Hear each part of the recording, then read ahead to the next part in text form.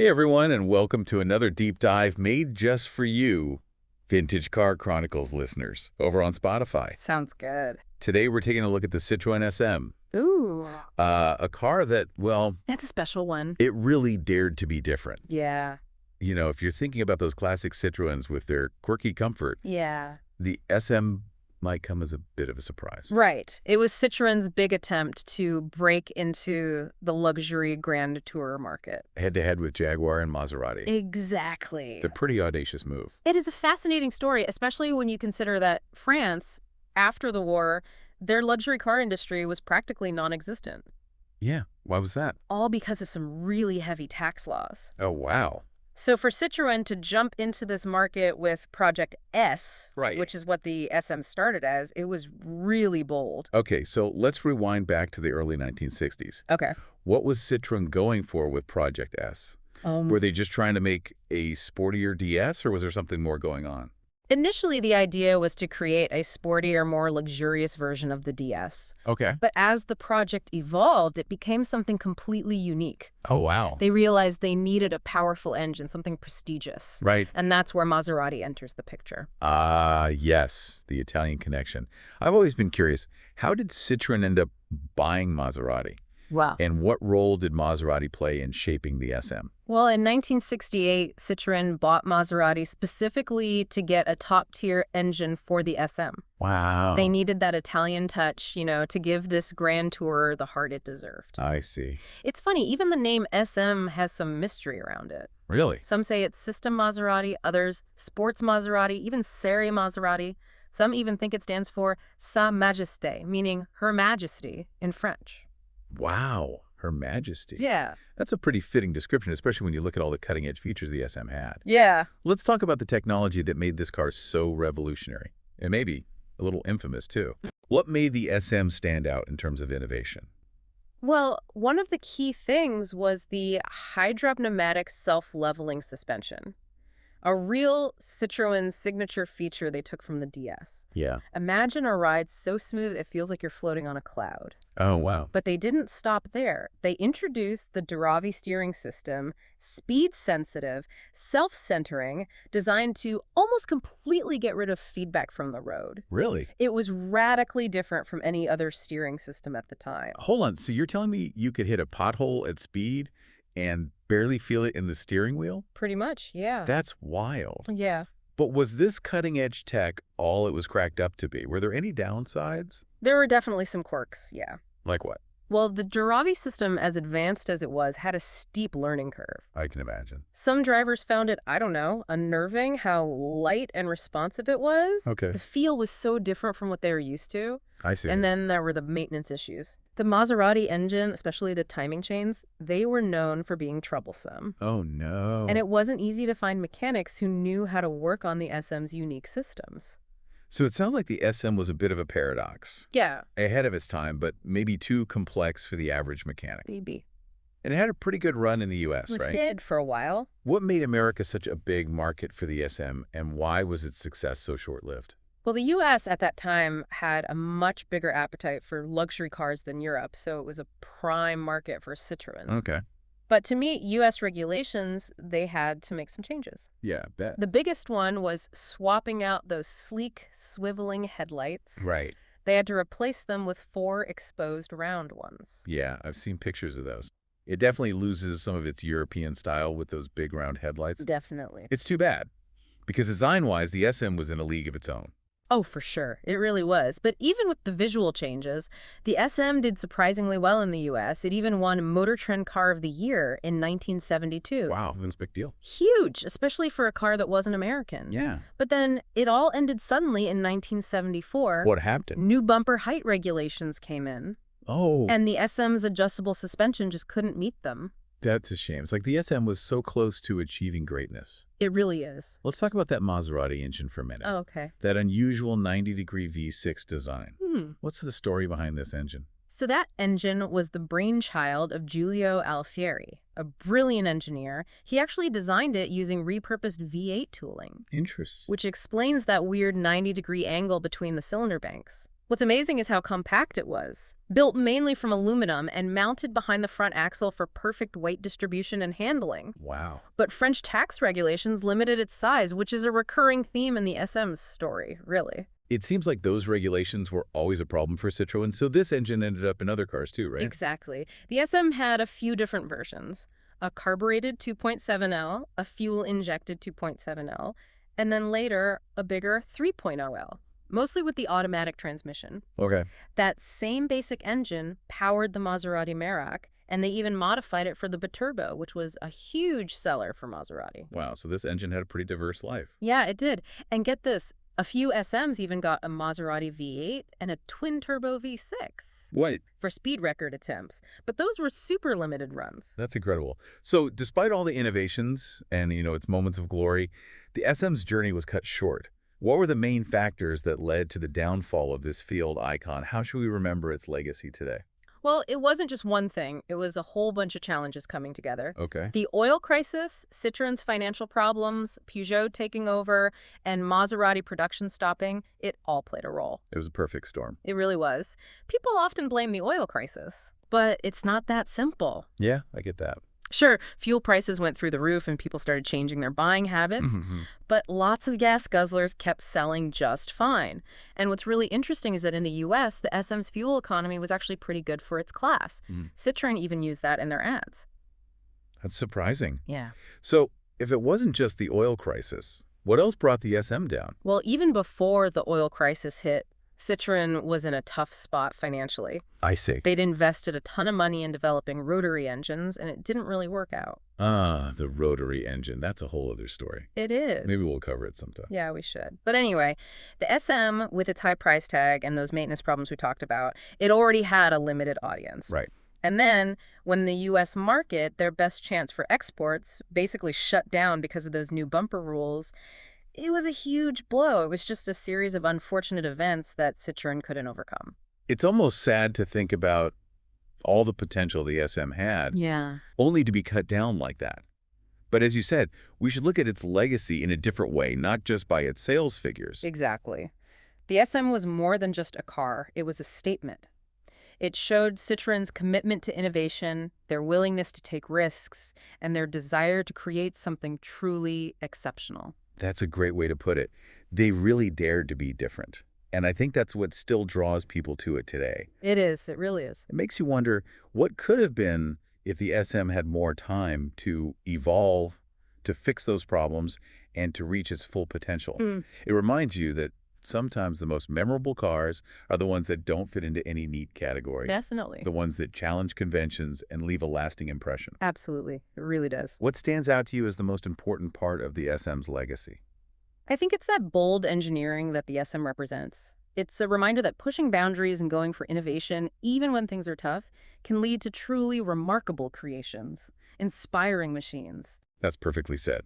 And with that thought-provoking note, why don't we take a short pause? We'll be back soon to wrap up our deep dive into the captivating world of the Citroën SM.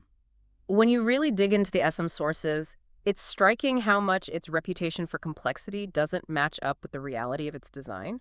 What do you mean? Well, it was sophisticated, sure, but a lot of the problems came from simple things, like having to adjust the timing chains manually. It wasn't widely known back then. So like a hidden flaw that if you don't catch it, Yeah. it could turn into a way bigger issue. I imagine if mechanics or even owners didn't know about this specific thing, those engines could easily have serious problems later on. Exactly. And that kind of leads to a bigger point about specialized knowledge. The SM, with its mix of a Maserati engine and Citroën's hydro-pneumatic systems, it needed a different level of care compared to a regular car. Right. Not every mechanic could handle it. So it wasn't just the technology itself that was the hurdle, but also having enough people who knew how to keep these cars running smoothly. Makes you wonder, what if that knowledge had been more common? Could that have changed things for the SM? That's a really good question. And it's especially relevant to the U.S. market, where finding those specialized mechanics would have been even tougher. It's a shame, because if you maintained it properly with someone who really understood it, the SM could be a really reliable car. Yeah. But that reputation for being fragile, whether it was true or not, definitely hurt its chances in the long run. It's almost like a love story gone wrong. This amazing car with all this potential let down because people didn't understand it or take care of it the right way. Speaking of hurdles, people often point to the 1973 oil crisis as the main reason the SM failed.